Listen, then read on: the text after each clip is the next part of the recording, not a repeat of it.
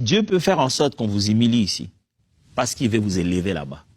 Et le jour où celui qui vous a humilié ici vous rencontre là-bas élevé, il voit que tu as un Dieu, tu as véritablement un Dieu.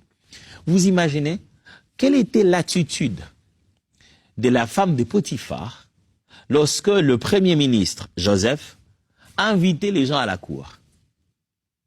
Quelle était son attitude? Regardez cette femme-là, qui sait qu'elle avait menti, qui voyait celui qui était son serviteur à la maison, en train de se tenir à côté du pharaon, ayant le pouvoir de Pharaon. Le Pharaon lui a donné le pouvoir d'action. Il a dit, il n'y aura des différences entre toi et moi que du trône. C'est-à-dire que nous avons même autorité. C'est seulement parce que moi j'ai une seule chaise et je me mets dessus. Et cette femme-là, comment elle était? Joseph qui est sorti de là humilié, puis en prison, puis de la prison jusqu'à la maison de Pharaon.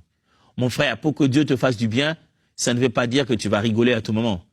Des fois, ça peut passer par un chemin que tu as l'impression qu'il est en train de t'humilier. Il ne t'humilie pas, il prépare ta gloire. Quelquefois, pour bien sauter, ne dit-on pas qu'il faut reculer? Dieu fait ça aussi.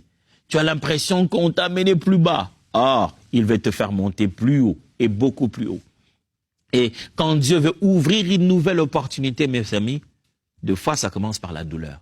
Mais c'est lui qui sait rendre grâce à Dieu, qui sait dire merci à Dieu, quelle que soit la circonstance. L'Éternel ouvrira toujours une nouvelle bénédiction devant lui. 1 Thessaloniciens, chapitre 5, verset 18, dit ceci. Dites merci à Dieu pour tout et en toutes circonstances. Et restez reconnaissants quoi qu'il arrive.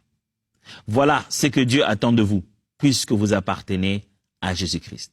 À toutes circonstances, rendez grâce à Dieu.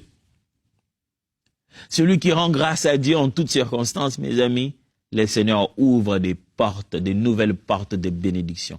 Je suis dans cette circonstance malheureuse, je rends grâce. Demain, il va la changer. Demain, il va m'ouvrir une autre porte. Et enfin, une des bénédictions des actions de grâce, c'est la guérison et la restauration.